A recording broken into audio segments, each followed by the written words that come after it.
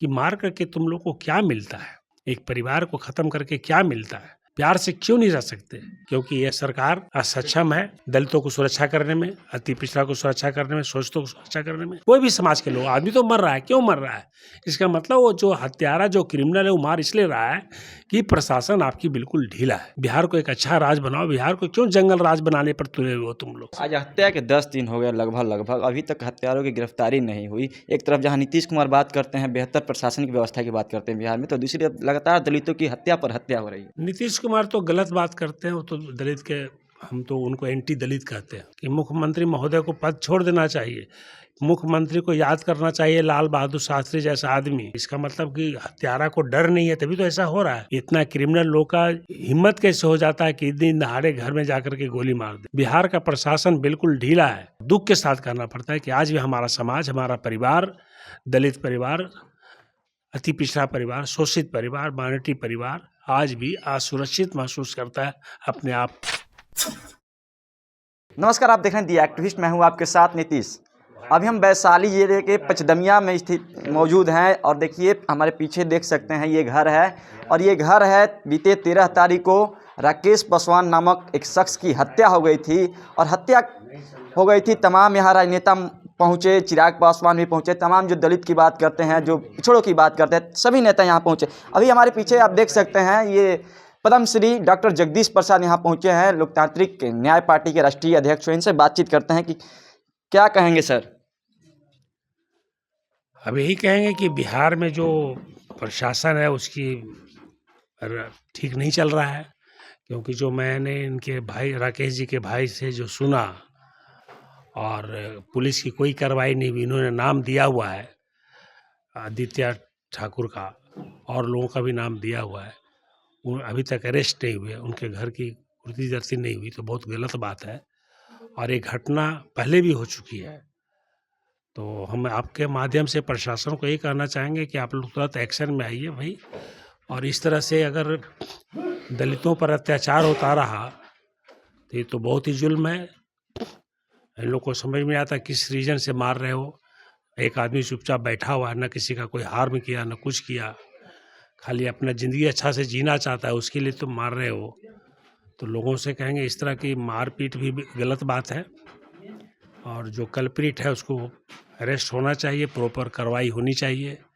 और सरकार से कहेंगे कि इनकी पूरी सुरक्षा परिवार को किया जाए। इनकी क्या, सारे दलितों की आज सुरक्षा की ज़रूरत है पूरे राज्य में, और प्रशासन को कड़ी करना पड़ेगा। मैंने एसपी से बात किया तो एसपी साहब ने कहा तो है कि कार्रवाई कर रहे हैं, लेकिन उसके बाद उन्होंने, अब देखते हैं कि उन्होंने कहा है कि हम लोग कुर्ती जब्ती के लिए भी हम लोगों ने कोर्ट में अप्लाई किया हुआ है। और आज हत्या के 10 दिन हो गए लगभग अभी तक हत्यारों की गिरफ्तारी नहीं हुई। एक तरफ जहां नीतीश कुमार बात करते हैं, बेहतर प्रशासनिक व्यवस्था की बात करते हैं बिहार में, तो दूसरी तरफ लगातार दलितों की हत्या पर हत्या हो रही है। नीतीश कुमार तो गलत बात करते हैं, वो तो दलित के, हम तो उनको एंटी दलित कहते हैं। वो दलित के, गरीबों के साथ नहीं है नीतीश कुमार। मैं सारे गरीबों को कहना चाहता हूँ, बिहार में मैं 8 महीने से घूम रहा हूँ, दिल्ली से हार्ट सीरीज छोड़ करके, और मैं देख रहा हूँ कि बिहार में गरीब लोगों का, दलित का और अति पिछड़े का हालत बहुत ही खराब है। तो इसमें, और प्रशासन तो बिल्कुल इनका ख़त्म ही है। मतलब शराब नीति को ले लीजिए, इम्प्लीमेंट नहीं कर रहे हैं। आज यहाँ हत्या, कल वहाँ हत्या। मतलब इसका मतलब कि हत्यारा को डर नहीं है, तभी तो ऐसा हो रहा है। अगर प्रशासन ठीक होता तो एक दिन में यहाँ पर माफिया ख़त्म हो जाता, हत्यारा लोग ख़त्म हो जाता। लेकिन प्रशासन इतना कमज़ोर है, मुझे अफसोस का साथ कहना पड़ रहा है कि बिहार का प्रशासन एकदम कमज़ोर है और बिल्कुल ये असक्षम है। इनको रिजाइन कर देना चाहिए मुख्यमंत्री पद से। अगर इनको ज़रा भी शर्म लिहाज है अपने आप में, ज़रा सा भी मानवता है, तो इनको कहना चाहिए कि हम असक्षम हैं, हम नहीं चला सकते राज्य को। जब आपके राज्य में इस तरह का दिन दहाड़े घर पर कोई मार देता है, लोग असुरक्षित है, तो ऐसे में आप प्रशासन चलाने लायक नहीं है मुख्यमंत्री महोदय। मैं बता रहा हूँ आपको, मैं तो 6-7 महीने से आपका देख रहा हूँ। आपकी सारी गतिविधियाँ जो आपने 16 साल तक किया इस राज्य में, कानून व्यवस्था, आपका शराब नीति, आपकी भ्रष्टाचार, सब देख रहा हूँ। तो मुझे आप लोगों से यही कहना है, अभी तो मैं राकेश जी का घर है, मैं तो यही प्रशासन से गुजारिश करूँगा कि आप जल्द से जल्द जो भी हत्या किया हो उसको पकड़ करके बंद करें और पूरे परिवार को, पूरे समाज को सुरक्षा प्रदान करें, यही हम कहना चाहेंगे। क्योंकि इनके घर आए हैं और इनके घर को पैसा देने से नहीं होता है कि 4 लाख, और इनको प्रशासन को तुरंत चाहिए, डिस्ट्रिक्ट मजिस्ट्रेट को, कि इनको भी कोई सुरक्षा का साधन दें कि अपने आप को सुरक्षा कर सकें। क्योंकि जो आदमी ने अटैक किया है वो इसी आसपास ही रहता है, तो इन परिवार को अभी भी डर है कि दोबारा भी अटैक कर सकता है, क्योंकि उन्होंने गोलियां पूरे परिवार पर चलाई थी। वो तो बच गए तो अलग बात है। तो इसलिए प्रशासन को थोड़ा सा ज़्यादा सतर्क रहने की ज़रूरत है और अच्छे अफसर को पोस्ट करने की ज़रूरत है, और जो किया है उसकी सज़ा होने की ज़रूरत है। इससे पहले भी इस परिवार पर हमले हो चुके हैं, गोलियां चल चुकी है। यही अफसोस की बात है कि इसके पहले भी गोलियां चली और क्या उसके बाद भी सरकार सुस्त पड़ी रही। उसके बाद भी जैसे मुकेश जी बता रहे हैं, मतलब कि हम ये नहीं कहते हैं कि लाइसेंस देना एक सुरक्षा की बात होती है, लेकिन अगर आदमी कम से कम अपने पास हथियार रखता है तो वो भी आने वाला आदमी डरता है कि अगर हम मार रहे हैं तो हमको भी मार दिया जा सकता है। तो ऐसे लोगों को लाइसेंस दे देना चाहिए, सरकार को चाहिए था। ये 2016 से अप्लाई किए हुए हैं। तो अभी हमने डीएम मीना से बात किया है, उन्होंने कहा है कि हम कोशिश करेंगे कि दे देंगे, और हम उम्मीद करते हैं कि डीएम मीना साहब इनको 1 सप्ताह के अंदर लाइसेंस प्रदान करें, ताकि परिवार अपने आप को सुरक्षित महसूस करे कि इस तरह की दोबारा घटना ना हो। क्योंकि पूरे परिवार जो है सहमा हुआ है अभी, और सहमाने की बात ही है क्योंकि गोली सब पर चली है, और जिस तरह के लोग ने किया है उनका रिकॉर्ड ही क्रिमिनल का है, तो ऐसे लोगों पर विश्वास नहीं किया जा सकता है। तो इस लिहाज में हम कहना चाहेंगे कि सरकार को थोड़ा सुरक्षा का और बढ़ा देना चाहिए इस एरिया में, और देखना चाहिए कि ऐसी गलती दोबारा ना हो, यही हम करना चाहेंगे। लगातार जिस समाज को सदियों से दमन करते आ रहे हैं लोग, शोषण करते आ रहे हैं, आज संविधान इतना हक अधिकार देता है, फिर भी आज दलितों की पर इतने जुल्म अत्याचार हो रहे हैं, क्या कहना चाहेंगे?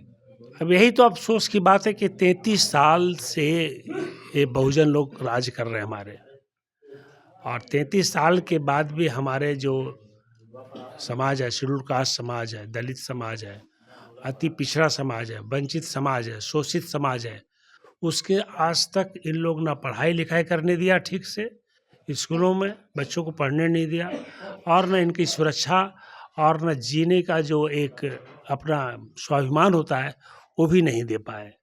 तो 33 साल में सरकार जो है, परिजन सरकार, वो बिल्कुल फेलियर ही कर सकते हैं। इसलिए तो मैं आपके माध्यम से कह रहा हूँ कि मुख्यमंत्री महोदय को पद छोड़ देना चाहिए। मुख्यमंत्री को याद करना चाहिए लाल बहादुर शास्त्री जैसा आदमी, कि एक रेलवे एक्सीडेंट हुआ तो उन्होंने रेल मंत्री का पद छोड़ दिया उन्होंने। और आपके राज में तो आए दिन लोग आपके नीति से मरते हैं, लोग आपके प्रशासन की कमजोरी से मर रहे हैं, लोग मार रहे हैं। आखिर में इतना क्रिमिनल लोग का हिम्मत कैसे हो जाता है कि दिन दहाड़े घर में जाकर के गोली मार दे? इसका मतलब वो जानता है कि प्रशासन कुछ नहीं कर सकती। बिहार का प्रशासन बिल्कुल ढीला है, ये आपको शो करता है। एक चीज़ आपको अगर इतना भी ज्ञान नहीं है, सरकार को अगर इतना भी ज्ञान नहीं हो पाता इन बातों से, 2 बातों से उसको ज्ञान हो जाना चाहिए कि आपके थाने में शराब मिलता है, तो इसका मतलब प्रशासन खत्म है शराब नीति को लागू करने में। दूसरा, आपके प्रशासन में दिन दहाड़े एक बैठे हुए आदमी को गोली मार दिया जाता है। इससे बड़ा सबूत मुख्यमंत्री को और क्या चाहिए कि हमारा प्रशासन बिल्कुल खत्म है, हम असक्षम है चलाने में। उनको सोचना चाहिए, इमीडिएटली सबको सस्पेंड करना चाहिए था, टर्मिनेट कर देना चाहिए था। अगर 24 घंटे के अंदर अरेस्ट नहीं होता है तो टर्मिनेट कर देना चाहिए। यही मैं कहना चाहूँगा। प्रशासन को कैसे सख्ती से चलाना चाहिए, इनको अभी अपना इनको याद नहीं है, ये भूल गए अपने दिन। अब इनका क्या कारण है मैं नहीं जानता, इस पर मैं कमेंट नहीं करना चाहता, लेकिन आपके माध्यम से यही कहूँगा और दुख के साथ कहना पड़ता है कि आज भी हमारा समाज, हमारा परिवार, दलित परिवार, अति पिछड़ा परिवार, शोषित परिवार, माइनॉरिटी परिवार आज भी असुरक्षित महसूस करता है अपने आप को। तो ये बहुत, इन लोगों को राज्य करने का बिहार में कोई हक नहीं बनता।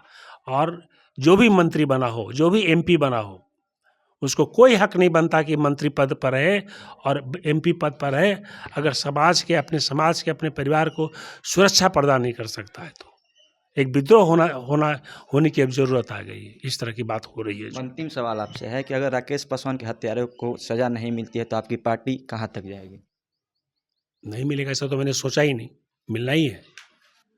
किसी भी हद तक जा सकती है, किसी भी हद तक जा सकती है। मैं उसका अभी क्या 10 दिन हो गए अभी तक गिरफ्तारी नहीं, इसको अभी आपके सामने मैंने एसपी से बात किया, एसपी ने बताया उन्होंने कि हम लोग उसको तलाश रहे हैं। उनके घर को ढाने के लिए उन्होंने कोर्ट में अप्लाई कर दिया है।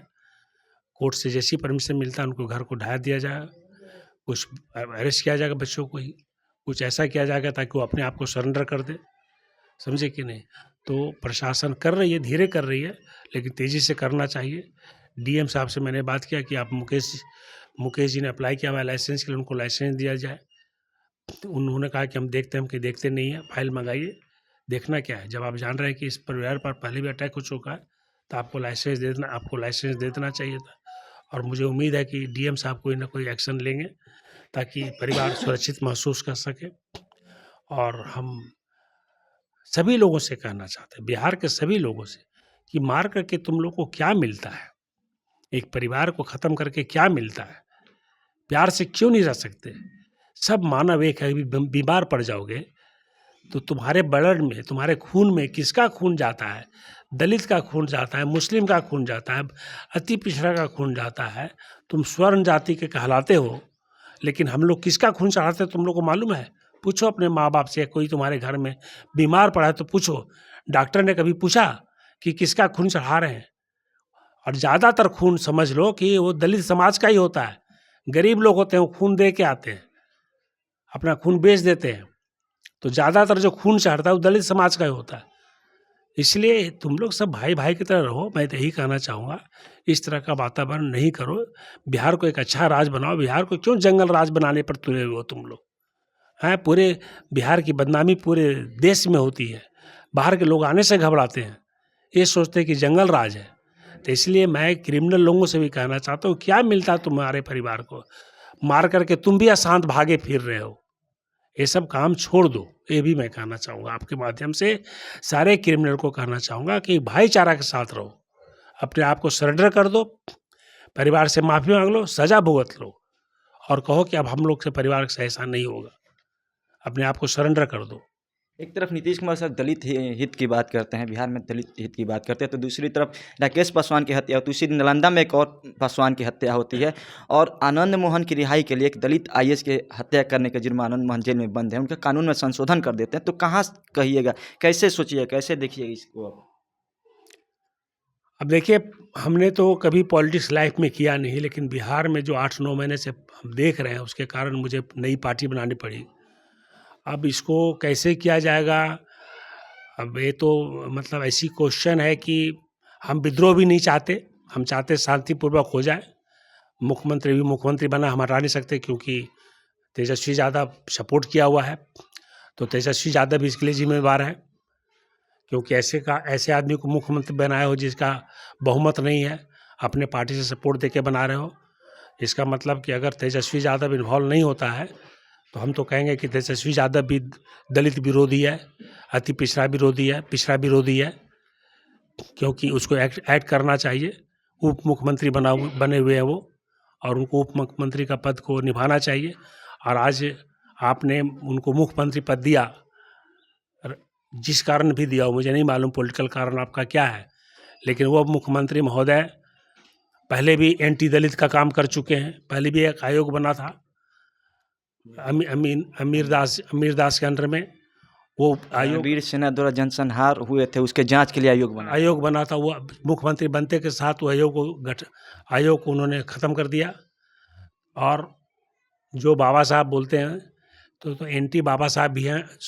तो ये अब तेजस्वी जी को सोचना पड़ेगा कि ऐसे आदमी के साथ अगर आप रहिएगा तो आप जो सोच रहे हैं कि 2025 में हम आ जाएंगे या हम बीजेपी को हरा देंगे, तो आप नहीं हरा पाइएगा।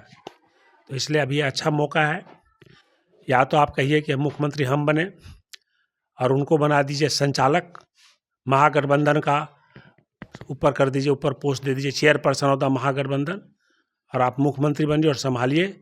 और आप लोग नहीं सब संभालने में है तो कहिए कि राष्ट्रपति शासन लागू होना चाहिए यहाँ पर, क्योंकि दिन दहाड़े इस तरह से दलितों का जो हत्या हो रहा है, तो हम तो केंद्र सरकार को कहेंगे कि यही समय है कि गवर्नर रूल लागू करे। इसके अलावा कोई चारा नहीं है, क्योंकि यह सरकार असक्षम है दलितों को सुरक्षा करने में, अति पिछड़ा को सुरक्षा करने में, शोषितों को सुरक्षा करने में। आपने नालंदा का बात बताया, अभी यहाँ का बात बताया। कुछ दिन पहले मैंने गया में सुना, गया में एक घटना घट गई।